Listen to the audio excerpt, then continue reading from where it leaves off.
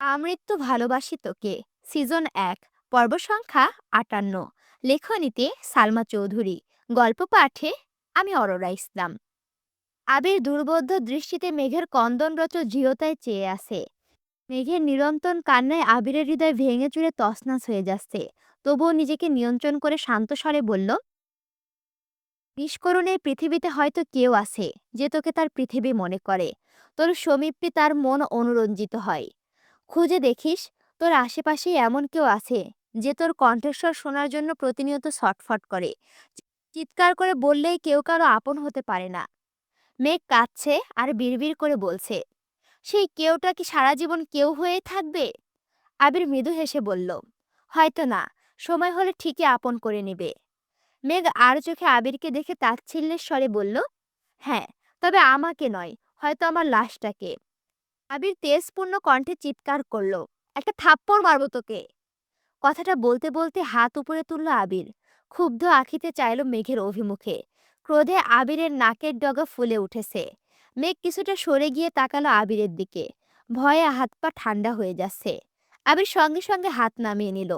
মেঘ ভুরু কুঁচকে ভেজা কণ্ঠে বলল, থামলেন কেন? এখন থাপ্পড় দিলে অনুভব করতে পারবো, লাশ হয়ে গেলে তো আর পারবো না। দেন। আবির আবারও চিৎকার করলো, মেঘ! আবির উঠে পাশে থাকা একটা কাঠের চেয়ারে শরীরের সর্বশক্তি দিয়ে লাথি মেরে রুম থেকে বেরিয়ে গেছে।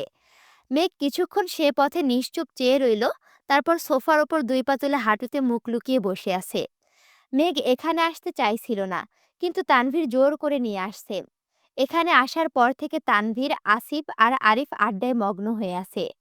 10 মিনিটও হয়নি, আবির এক গ্লাস শরবত নিয়ে আসছে। মেঘের মাথায় হাত রাখতেই মেঘ আঁতকে উঠে তাকালো। আবির পাশে বসে শান্ত স্বরে বলল, শরবতটা খান। মেঘ শক্ত কণ্ঠে বলতে চাইল, খাবো না।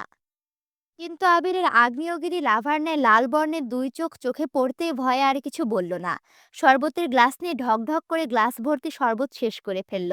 আবির ধীর হস্তে মেঘের দুই চোখ মুছে ঠান্ডা কণ্ঠে বলল, গায়ে হলুদের প্রোগ্রামে এসে এভাবে কাঁদলে মানুষ উল্টাপাল্টা ভাববে।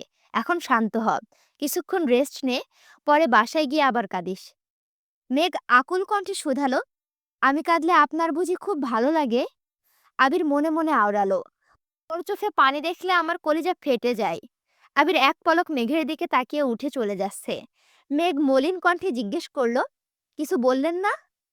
আবির কোনো উত্তর না দিয়ে বেরিয়ে গেছে। আবিরের এমন আচরণে মেঘের বড্ড অভিমান হলো।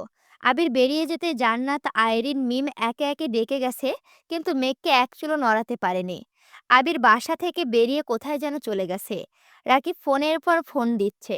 আগামীকাল রাকিবের বিয়ে, কোথায় একটু আনন্দ করবে, কিন্তু বন্ধুদের জন্য তারও উপায় নেই। 1 ঘন্টা পেরিয়ে যাচ্ছে, আবির ফোন ধরছে না, বাসায়ও ফিরছে না। রাকিব, আসিফ, তানভীর একের পর এক কল দিয়েই যাচ্ছে। কারো কলই রিসিভ করছে না আবির। মেঘ চুপচাপ বসে বসে সবার কর্মকাণ্ড দেখছে। মনের ভেতরে ভয় হচ্ছে ঠিকই, কিন্তু সে কল দিবে না বলে জেদ ধরে বসে আছে। প্রায় 1.5 ঘন্টা পর আবির বৃষ্টিতে অর্ধেক ভিজে বাসায় আসছে। আবিরকে দেখে রাকিব হুংকার দিয়ে উঠল, কোথায় গেছিলি তুই? তোর গেস্টদের সাথে দেখা করতে। ফোন ধরে বলা যায় তো না, তোর যন্ত্রণায় বিয়েটাও করতে পারবো না। আবির মলিন হেসে বলল, সরি।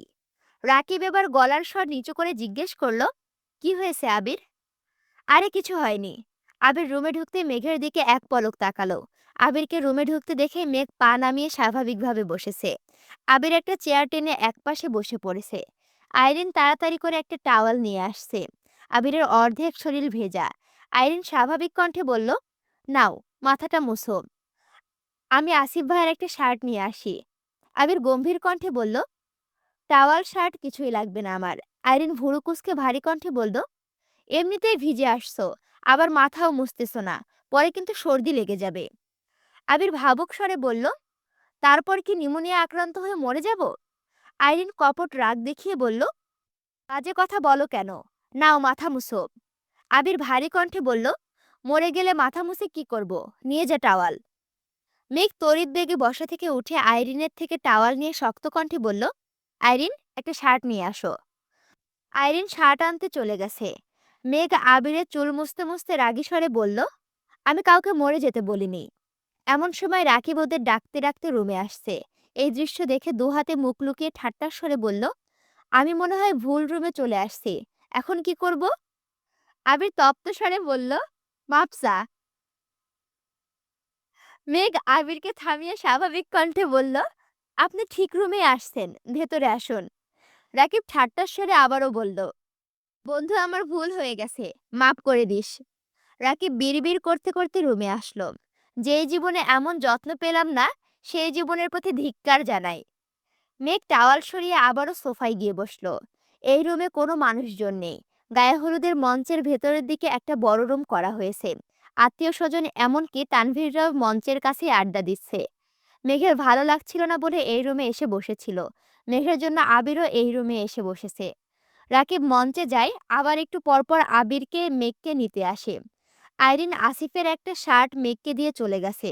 মেঘ শার্ট এগিয়ে দিয়ে স্বাভাবিক কণ্ঠে বলল, এটা পরে আসুন। শার্ট পরে কি হবে? মরে গেলে তো লাশ হয়েই যাব। মেঘ এবার অগ্নিদৃষ্টিতে তাকালো। মেঘের ইচ্ছে করছিল আবিরের মুখ চেপে ধরতে, কিন্তু পারল না। রাকিব রুম থেকে বেরিয়ে যেতে যেতে রাগী স্বরে বলল, 5 মিনিটের মধ্যে তোদের নাটক শেষ করে যদি ভেতরে না আসিস, তোদের দুই চাকায় মেরে আমি কাল জেলে যাব। আমারও কিন্তু এখন আসিফের মতো অবস্থা। রাগ হবে না? ভীষণ রাগ হবি। বিয়ের দিন কাজ বাদে কালকে কবুল বলবি। আর এদিকে বন্ধু আর বন্ধুর বউয়ের নাটক দেখতে লাগিয়েছে যন্ত্রণা। আল্লাহ! মেঘ মৃদু হেসে বলল, তাহলে রিয়া আপু কি করবে? কি আর করবে? জেলখানার বাইরে বসে কাঁদবে। তোমরা তো আর কোনো উপায় রাখতেছো না। আবির গম্ভীর কণ্ঠে বলল, মুখটা বন্ধ করে যা, আমরা আসতেছি। আবির পাঞ্জাবিটা খুলে সেকেন্ডের মধ্যে শার্ট পরে ফেলেছে। মেঘ আবিরের ভেজা পাঞ্জাবি হাতে নিয়ে কপাল গুটিয়ে প্রশ্ন করল, আপনি কোথায় গিয়েছিলেন? আর এত ভিজলেন কিভাবে? আবির সরু নেত্রে তাকিয়ে মৃদু হেসে বলল, তোর না হওয়া শ্বশুর আর তার ছেলেটাকে দেখতে গেছিলাম। আবির রুম থেকে বেরিয়ে যাচ্ছে। মেঘ নিঃশব্দে হেসে প্রশ্ন করল, পছন্দ হয়েছে? আবির ঘাড় ঘুরিয়ে চাপা স্বরে বলল, খুব। মেঘ মিটমিট করে হাসছে। এতক্ষণ যাবৎ মনের কোণে জমে থাকা অভিমানগুলো মুহূর্তেই গায়েব হয়ে গেছে। বিকেলে মেহমান না আসার কারণটা মেঘ এখনো খুব ভালোভাবে বুঝতে পেরেছে। চোখ মুখ মুছে ঠোঁটে প্রশান্তির হাসি নিয়ে মঞ্চে গেল। মিম মেঘকে দেখে জিজ্ঞেস করলো, মন ভালো হয়েছে তোমার? হুম। এখন কিভাবে ভালো হলো? মেঘ মিমের কানের কাছে বিড়বিড় করে বলল, আমাকে আজ যাদের দেখতে আসার কথা ছিল, আবির ভাই তাদের। মিম আতঙ্কিত কণ্ঠে শুধালো, কি করেছে? মেঘ মেকি স্বরে বলল, তেমন কিছু না, তুই বুঝবি না। মেঘকে হাসি খুশি দেখে সবাই স্বস্তির নিঃশ্বাস ফেলছে। ফুপি আগেও কয়েকবার মেঘের কাছে যেতে চেয়েছিল, কিন্তু জান্নাত যেতে দেয়নি। কারণ ফুপি মেঘকে বোঝাতে গেলে দেখা যাবে দুজনেই কেঁদে একাকার অবস্থা করে ফেলবে। ছেলে শ্বশুর বাড়িতে এসে শাশুড়ি কাঁদছে, বিষয়টা আত্মীয়রা ভালো চোখে নিবে না। তাই জান্নাত ওনাকে মেঘের কাছে যেতে দেননি। প্রায় 2-3 ঘন্টা গায়ে হলুদের প্রোগ্রাম চলেছে। বাইরে ঝুম বৃষ্টি হচ্ছে, সাথে বজ্রপাত। আলী আহমদ খান আবিরকে কল দিলেন। আবির রিসিভ করেই বলল, হ্যাঁ আব্বু বলো। কি করছো? এখন খাবো, খেয়েই বের হব। আলী আহমদ খান ঠান্ডা কণ্ঠে বললেন, যদি থাকার সমস্যা না থাকে তাহলে আজ রাতটা ওখানেই থাকো। বাইরের অবস্থা খুবই খারাপ, কখন কোন অঘটন ঘটে বলা যায় না। আজ আসার দরকার নেই। আচ্ছা ঠিক আছে। আবির সবাইকে জানিয়ে দিয়েছে। গভীর রাতে সবাই একসঙ্গে খেতে বসেছে। মেঘের প্রচণ্ড মাথা ব্যথা করছে। সারাদিন যাবৎ কাঁদতে কাঁদতে এখন মাথা ব্যথায় চোখ মেলাতে পারছে না। খেতেও ইচ্ছে করছে না। আবিরের জোরাজোরিতে কোনো রকমের অল্প খাবার খেয়ে ওষুধ খেয়ে ঘুমিয়ে পড়েছে। মেঘ, মিম, আইরিন সবাই এক রুমে ঘুমিয়েছে। মাঝরাতে কারো কান্নার শব্দে হঠাৎই মেঘের ঘুম ভেঙে গেছে। একে অপরিচিত জায়গা, আশেপাশে সব অন্ধকার। কান্নার শব্দ ধীরে ধীরে বাড়ছে। মনে হচ্ছে কোনো ছেলে কাঁদছে। মেঘের মনে আতঙ্ক আর কৌতূহল দুটাই বাসা বেঁধেছে। ধীরে ধীরে শোয়া থেকে ফ্লোরে পা রাখতেই কোনো মানুষের গায়ে পা লাগলো। অমনি মেঘ লাফ দিয়ে উঠেছে। তার মনে পড়ল, রাকিব ভাইয়ার 2-3টা কাজিনও রাতে এই রুমে শুয়েছিল। মেঘ ভয়ে ভয়ে রুম থেকে বের হলো। 2টা রুম পরে একটা রুমে আলো জ্বলছে। সেটা সোফার রুম, আর সেই রুম থেকে কান্নার শব্দ আসছে। মেঘ বুক ফুলিয়ে শ্বাস ছেড়ে নিজেকে ধাতস্থ করে পা বাড়ালো সেই রুমের উদ্দেশ্যে। যত এগিয়ে যাচ্ছে, পুরুষালী কণ্ঠের কান্নার শব্দ তত বেশি তীব্র হচ্ছে। আশেপাশে 2-1 জনের চাপা স্বরও ভেসে আসছে। মেঘের রুমের দরজায় দাঁড়াতেই চমকে উঠল। ফুফি সোফায় বসে আছেন।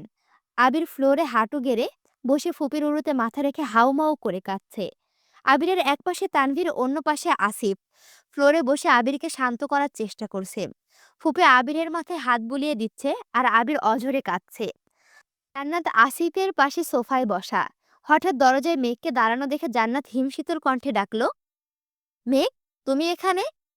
মেঘের দৃষ্টি আবিরের পানে। মেঘের বুকের ভেতরটা ছলাৎ ছলাৎ করছে। আবির ভাইকে এভাবে কাঁদতে দেখে কাদম্বিনীর দম বন্ধ হয়ে আসছে। হৃদস্পন্দন থেমে গেছে। জান্নাতের মুখে মেঘের নাম শুনে আবির সহ সবাই আঁতকে উঠল। মেঘ রুমে ঢুকতে ঢুকতে আর্তনাদ করে উঠল, কি হয়েছে ওনার? আবির চোখ মুছে সঙ্গে সঙ্গে রুম থেকে বেরিয়ে গেছে। আবিরের পেছন পেছন তানভীরও বেরিয়েছে। মেঘ আবারও জিজ্ঞেস করলো, আবির ভাইয়ের কি হয়েছে ফুপি? উনি কাঁদছিলেন কেন? ফুপিও ভেতরে ভেতরে কাঁদছেন। আসিফ স্বাভাবিক কণ্ঠে বলল, তেমন কিছু হয়নি, এমনি খারাপ লাগছিল। তোমার না মাথা ব্যথা? যাও ঘুমাও গিয়ে। মেঘ একবার ফুপিকে দেখছে, আবার আসিফ ভাইয়াকে দেখছে, আবার জান্নাতকে দেখছে। আসিফ আবারও বলল, ঘুমাতে যাও মেঘ। জান্নাতের চোখে চোখ পড়তে সেও ইশারা দিল। মেঘ আবারও এসে রুমে শুয়েছে, কিন্তু কোনোভাবেই ঘুম আসছে না। চোখের সামনে বারবার আবিরের কান্নারত মুখমণ্ডল ভেসে উঠছে। মনের আকাশে অমাবস্যার ন্যায় ঘুটঘুটে অন্ধকার হয়ে গেছে। কোথাও এক বিন্দু আলোর ছিটে ফোটাও নেই। আবির কেন কাঁদছিল, কি হয়েছে কিছুই বুঝতে পারছে না। বুকের ভেতরে ভীষণ রকমের যন্ত্রণা হচ্ছে। রুমে অফুরন্ত বাতাস থাকার সত্ত্বেও মেঘ বুক ভরে নিঃশ্বাস নিতে পারছে না। মনে হচ্ছে কিছু একটা গলা চেপে ধরে আছে। এপাশ ওপাশ হাঁসফাঁস করতে করতে মেঘ আবারও ঘুমিয়ে পড়েছে। সকালে নাস্তা করে আবিররা বাসার উদ্দেশ্যে বেরিয়ে পড়েছে। তানভীর গাড়ি চালাচ্ছে, আবির চোখ বন্ধ করে পাশের সিটে বসে আছে। মেঘ আবিরকে জিজ্ঞেস করার সুযোগ খুঁজছে, কিন্তু কোনোভাবেই পাচ্ছে না। আবির আর তানভীর বাসায় এসে শাওয়ার নিয়ে রেডি হয়ে দুপুরের দিকে আবারও বেরিয়েছে। রুমে শুয়ে বসে কোনোভাবেই মন টিকছে না মেঘের। বন্যাকে কল দিয়ে কিছুক্ষণ কথা বলেছে, তবুও মন স্থির হচ্ছে না। মেঘ নিচে আসতে আলী আহমদ খান জিজ্ঞেস করলেন, তোমরা বিয়েতে যাওনি? মেঘ আস্তে করে বলল, যেতে ইচ্ছে করছিল না। শরীর খারাপ? না। আলী আহমদ খান মেঘকে খানিক দেখে মোলায়েম কণ্ঠে বলল, কি নিয়ে এত দুশ্চিন্তা করো? মেঘ মৃদু হেসে বলল, দুশ্চিন্তা করি না বড়ব্বু। আলী আহমদ খান ধীর কণ্ঠে বলল, আম্মু, এক কাপ চা করে দিতে পারবে? এক্ষুনি নিয়ে আসছি। আমি চিনি কম খাই। মেঘ মলিন হেসে বলল, জানি বড়ব্বু।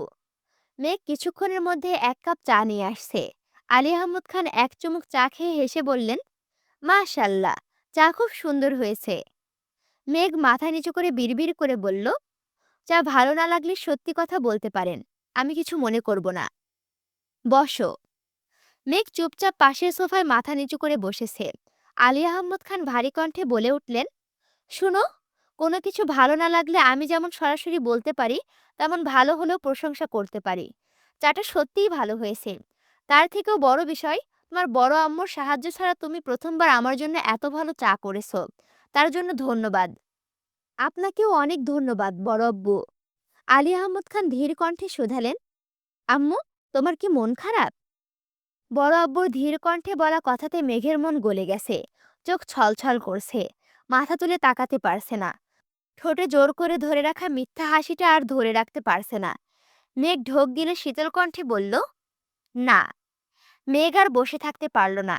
চিবুক নামিয়ে সিঁড়ি দিয়ে উঠে নিজের রুমে চলে গেছে। গত রাত থেকে অস্থির হয়ে থাকা মনটা ক্ষণে ক্ষণে কেঁপে উঠছে। আবির আর তানভীর বেশ রাত করে বাসায় ফিরেছে। ততক্ষণে সবাই গভীর ঘুমে আচ্ছন্ন। আবির সকালে উঠেই কোথায় বেরিয়েছে। আজ আবিরদের বাসার সবার দাওয়াত।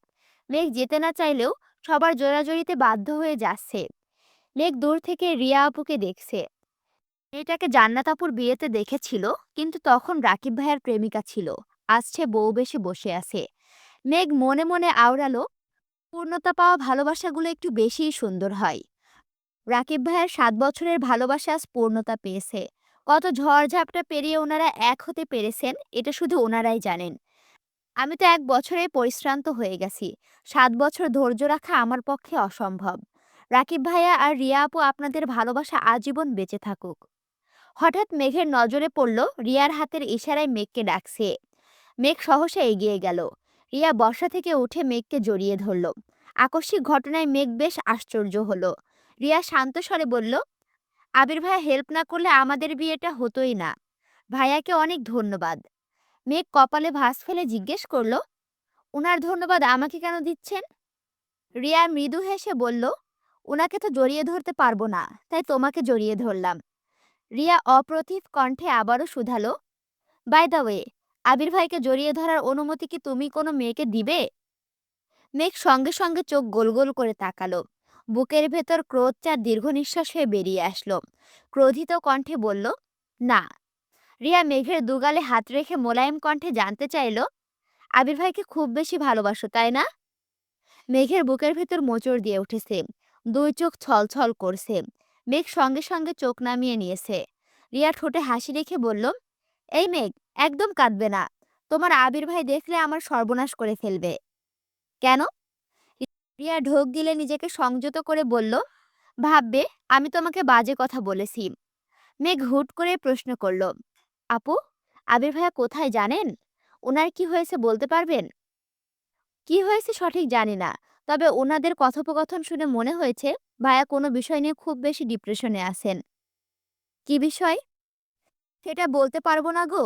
ওরা দুই বন্ধু এমন ধাতু দিয়ে তৈরি, যা শেয়ার করবে না তা পেটে বোম মারলেও বলবে না।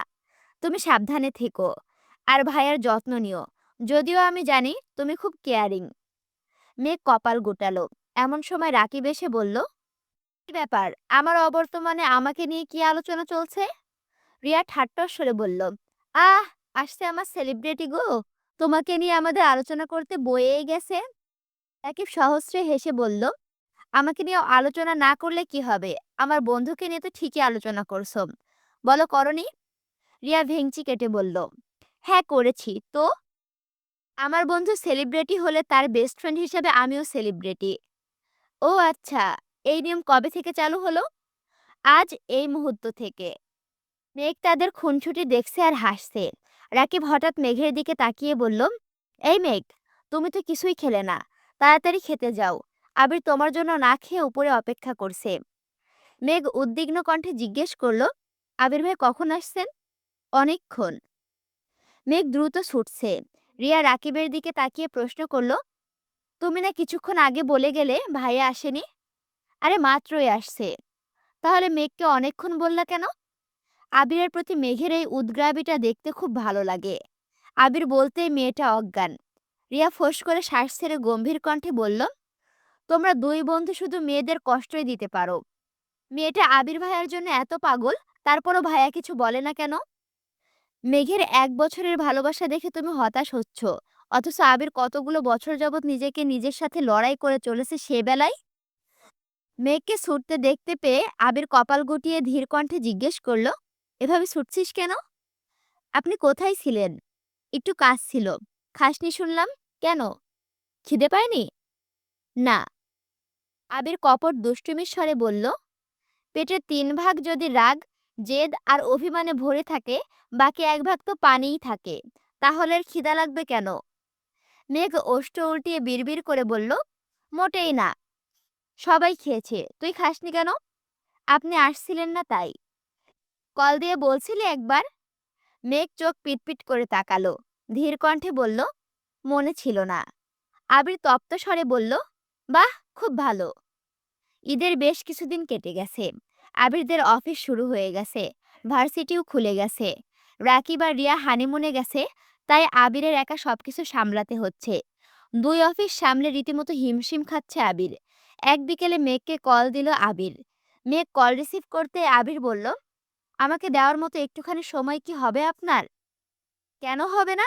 আপনি চাইলেই হবে। তাহলে রেডি হয়ে বের হন। মেঘ রেডি হয়ে বের হতেই দেখলো একটা রিক্সা দাঁড়ানো। মেঘ আশেপাশে আবিরকে খুঁজছে, কিন্তু আবির কোথাও নেই। অনেকটা সামনে যেতেই দেখলো আবির একটা গাছের নিচে দাঁড়ানো। মেঘ ডাকতেই রিক্সায় উঠে বসলো। মেঘ আবিরের দিকে তাকিয়ে প্রশ্ন করলো, বড় আব্বু তো সেই দিন আপনাকে বাইক চালানোর অনুমতি দিয়েছে, তাহলে আপনার বাইক কোথায়? অফিসে। রিক্সা দিয়ে কোথায় যাচ্ছি? দেখি কোথায় যেতে পারি। অনেকটা পথ গিয়ে দুজনেই রিক্সা থেকে নামলো। কোলাহল শূন্য একটা রাস্তা। হঠাৎই দু একটা গাড়ি আপন গতিতে ছুটছে। আবির মেঘকে নিয়ে একটা কালো রঙের নতুন ঝকঝকে প্রাইভেট কারের কাছে গিয়ে থামলো। আবির মৃদু হেসে প্রশ্ন করল, গাড়িটা কেমন? মেঘ নিরুদ্বেগ ভঙ্গিতে বলল, ভালোই। পছন্দ হয়নি? কার না কার গাড়ি, আমি পছন্দ করে কি করব? আবির উদাস ভঙ্গিতে বলল, গাড়িটা আজই কিনেছি। কেমন হয়েছে? মেঘের ভাবলেশহীন জবাব, আপনার সাথে ফাজলামো মানাই না।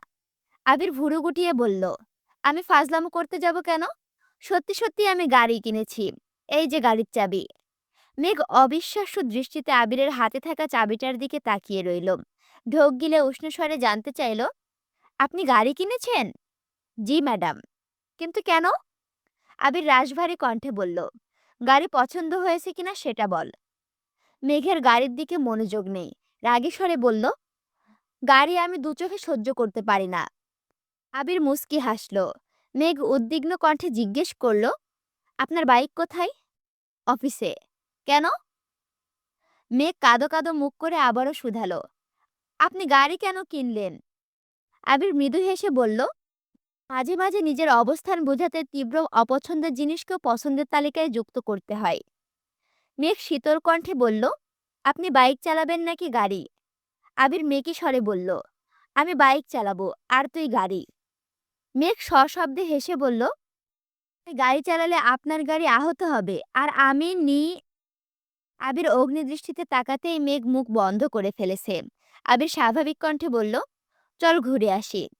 মেঘ আবিরের পাশের সিটে বসে আবিরের দিকে তাকিয়ে আছে। আবির বাইক কেনাতে বাইকে ওঠার জন্য মেঘ যতটা আগ্রহী ছিল, গাড়িতে ওঠার জন্য সে আগ্রহের একাংশও নেই। ইট পাথরের শক্ত দেওয়ালের মতোই খানবাড়ির প্রতিটা মানুষ পাষাণ হয়ে যাচ্ছে। সবাই সবার আপন হওয়া সত্ত্বেও মাঝে মাঝে নিষ্ঠুর মানবের ন্যায় আচরণ করছে। আলী আহমদ খান একাই ২টি গাড়ি কিনেছেন। ইকবাল খান নিজের টাকায় আলাদা গাড়ি কিনেছেন। অবশেষে আবিরও গাড়ি কিনেছে। এ যেন প্রতিযোগিতা চলছে। নিজেদের অবস্থান যাচাই এর প্রবল প্রতিযোগিতা। আবির হঠাৎই মেঘের দিকে তাকিয়ে প্রশ্ন করল, গাড়ি কিনছি বলে রাগ করেছিস? মেঘ মলিন হেসে বলল, না, রাগ করিনি। আপনার ইচ্ছে হয়েছে তাই কিনেছেন, এতে রাগ করার কি আছে? মেঘ এবার ঠান্ডা কণ্ঠে বলল, একটা কথা জিজ্ঞেস করি? হুম। রাকিব ভাইয়ের গায়ে হলুদের রাতে আপনি কাঁদছিলেন কেন? বেশ কিছু সময় নিশ্চুপ থেকে আবির তপ্ত স্বরে বলল, নিজের করা ভ্রান্তিগুলো অতর্কিতে বুকের ভেতর প্রদীপ আগুনের উত্তাপ সৃষ্টি করলে সহস্রাবর চেষ্টার পরও নিজেকে অবিচল রাখা যায় না। মেঘ কিছু বুঝতে পারেনি, তাই প্রত্যুত্তরে কিছু বলতেও পারল না। ঘণ্টাখানিক মেঘকে নিয়ে ঘুরে অবশেষে রাস্তার একপাশে গাড়ি থামালো আবির। আশেপাশে অনেক মানুষ। মেঘ আবিরের দিকে তাকিয়ে প্রশ্ন করল, আমরা এখানে কেন আসছি? এমন সময় মিনহাজ আর তামিম এগিয়ে আসছে। ওদের দেখে মেঘ গম্ভীর কণ্ঠে প্রশ্ন করল, আমি এখানে থাকবো না। আবির মেঘের হাত ধরে আটকে দিল। মিনহাজ আর তামিম এগিয়ে এসে কোমল কণ্ঠে বলল, সরি ভাই। আবির মৃদু হেসে দুজনের সাথে হ্যান্ডশেক করতে করতে বলল, কোনো ব্যাপার না। মেঘ রাগে কটমট করছে। আবির এত স্বাভাবিকভাবে কথা বলছে দেখে মেঘের আরো বেশি রাগ হচ্ছে। মিনহাজ আর তামিম আবিরের সাথে টুকটাক কথা বলছে, আর মেঘ ভেতরে ভেতরে ফুঁসছে। হঠাৎ কেউ একজন পেছন থেকে মেঘের চোখ ধরে। মেঘ চোখে হাত রেখে বোঝার চেষ্টা করলো। আনমনেই বলল, বন্যা। বন্যা চোখ ছেড়ে দিয়ে সামনে এসে বলল, হ্যাঁ বেবি। পেছন থেকে মিষ্টিরাও বেরিয়ে আসছেন। সবাইকে দেখে মেঘের মন আবারও খারাপ হয়ে গেছে। আবির স্বাভাবিক কণ্ঠে বলল, মেঘ, যা হয়েছে সব ভুলে যা। একটা সময় পর পরিবার থেকে বন্ধুরাও আপন হয়। তুই এখন সেই সময় আসিস। সামান্য বিষয় নিয়ে রাগ করে থাকিস না প্লিজ। মেঘ রাগে ফোঁস করে বলল, এটা সামান্য বিষয় ছিল না, আর আমার বন্ধুর প্রয়োজন নেই।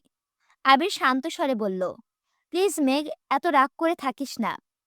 মিষ্টি, মিনহাস, তামিম কানে ধরে সরি বলেছে। মেঘ তবুও মুখ ফুলিয়ে রেখেছে। মেঘ রাগে কটকট করে বলল, আপনি বাসায় না গেলে আমি একাই চলে যাব।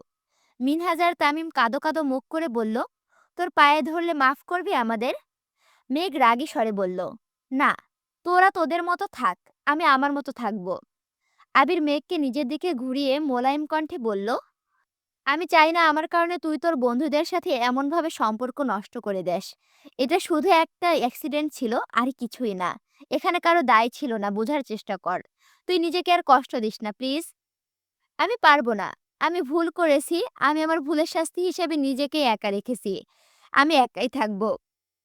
আবির ঠান্ডা কণ্ঠে বলল, আমার কথা মানবি না? মেঘ এবার থামলো। চোখ ছোট করে আবিরের দিকে তাকিয়ে রাগী স্বরে বলল, আপনি ওদের সাথে মিশার জন্য এত জোর করেছেন কেন? আবির মলিন হেসে বলল, জানি না, কিন্তু আমি চাই তুই ওদের সাথে আগের মতো চলাফেরা কর। তুই আমার কথা মানবি কিনা বল। মেঘ কিছুক্ষণ চুপ থেকে গম্ভীর কণ্ঠে বলল, আমি ওদের সাথে কথা বললে আপনি যদি খুশি হন তাহলে আমি কথা বলবো। ধন্যবাদ। আবির সবার থেকে বিদায় নিয়ে চলে গেছে। আড্ডা দেওয়া শেষ হলে নিয়ে আসবে। মেঘরা কিছুটা এগিয়ে গিয়ে শান্তশিষ্ট জায়গায় দেখে বসলো। মিষ্টি উদগ্রাবী হয়ে বলল, সরি মেঘ, আমাদের করা দুষ্টামিতে এত বড় বাঁশ খাবো ভাবতেই পারিনি। প্লিজ মাফ করে দে। তামিম গম্ভীর কণ্ঠে বলল, আসলে আমাদের জায়গা থেকে যেটাকে ঠিক মনে হয়েছিল আমরা সেটাই করেছি, কিন্তু আমাদের করা কাজটা যে ভুল ছিল সেটা বুঝতেই পারিনি। বর্ণা গম্ভীর কণ্ঠে বলল, আমি বহুবার তোদেরকে সাবধান করেছিলাম, তোরা আমার কথা পাত্তাই দিসনি। তোদের জন্য তানভীর ভাইয়ের কাছে কত বকা খেতে হয়েছে আমার, এর দায় কে নেবে? মিনহাস গলা খেখারি দিয়ে বলল, আসলে আমাদের সেই দিন তোর কথা শোনা উচিত ছিল, একমাত্র তুই ঠিক ছিলি। মিষ্টি বলে উঠল, বন্যা মেঘের ব্যাপারে বরাবরই ঠিক থাকে, আমরাই বারবার ভুল প্রমাণিত হই। আসলে আমরা মেঘের সত্যিকারের বন্ধু না। ডিপার্টমেন্টে পরিচয়, হয়তো 4-5 বছর একসঙ্গে পড়ব, তারপর যে যার মতো সব ভুলে চলে যাব। কিন্তু বন্যা, সে কিন্তু সেই স্কুল জীবন থেকে মেঘের সাথে আছে। মেঘ কেমন, ওর ইচ্ছে পছন্দ অপছন্দ সবকিছু বন্যা সবচেয়ে বেশি জানে। অথচ আমরা বন্যার কথা না শুনে নিজেরা মায়া দেখিয়ে উল্টো বিপদে পড়লাম। তামিম গম্ভীর কণ্ঠে বলল, সত্যিই বন্যার মতো বান্ধবী পাওয়া ভাগ্যের বিষয়। মেঘ বলল, সেই ঘটনার পর আমিও বুঝেছি বন্যা ছাড়া আমার কোনো বন্ধু নেই যে সত্যিই আমার ভালো চাই। মিষ্টি খানিক থেমে আবারও বলল, এই মেঘ, বন্যা তো তোর বেস্ট ফ্রেন্ড তাই না? হুম, একমাত্র বেস্ট ফ্রেন্ড। ছোট থেকে অনেক বান্ধবী হারিয়েছি, কিন্তু বন্যা সব সময় আমার পাশে ছিল আর এখনো আছে। আল্লাহ বোধহয় চান আমরা সব সময় একসাথে থাকি। বন্যা হেসে বলল, হ্যাঁ, এজন্যই তো তোরা দুইজনে এক সাবজেক্টে চান্স পেয়েছিস। মিষ্টি মেঘের দিকে তাকিয়ে ধীর কণ্ঠে বলল, মেঘ, তুই চাইলেই তোদের সম্পর্কটা সারা জীবনের মতো এক করে রাখতে পারবি। কিভাবে? মিষ্টি মোলায়েম কণ্ঠে বলল, বন্যাকে তো তানভীর ভাইয়ের সঙ্গে বিয়ে দিয়ে দিলে বন্যা তোর ভাবি হয়ে যাবে, তাহলে তোদের সম্পর্ক আজীবন এমনই থাকবে ইনশাল্লাহ। বন্যা চেঁচিয়ে উঠল, জীবনেও না, পাগলের মতো কথা বলিস না। মেঘ কিছুক্ষণ চুপ থেকে হঠাৎ বলল, সত্যিই তো, আমি এটা কেন কোনোদিন ভাবিনি কেন? মেঘ বন্যার দিকে তাকিয়ে মুচকি হেসে বলল, বেবি, তুমি কি আমার বন্যা মেঘের মুখ চেপে ধরে রাগী কণ্ঠে বলল, আপনি যাকে অফারটা দিচ্ছেন সে আপনার তার ছিঁড়া অফার শোনার জন্য একদম প্রস্তুত নয়। সরি। আচ্ছা, তোমরা যারা প্রতিদিন প্রশ্ন করো আমৃত্যু ভালোবাসি তোকে আর কয়টা পর্ব আছে, তোমাদেরকে জানাই রাখি, তোমরা এরকম প্রশ্ন করলে না আমার এর উত্তর দিতে গেলে আবার যাই দেখা লাগে এটার কয়টা পর্ব আছে। ওই জন্য আমি ভিডিওতেই বলছি, শোনো, এর মোট পর্ব ৮০টা, বুঝছো? ৮০টা পর্বের মধ্যে আজকে ৫৮ নম্বর পর্ব চলছে, আর ২২টা পর্ব খুব দ্রুতই এসে যাবে ইনশাল্লাহ। তোমরা পাশে থাকো, লাইক কমেন্ট শেয়ার করো এবং সাবস্ক্রাইব করে পাশে থাকো। আল্লাহ হাফেজ।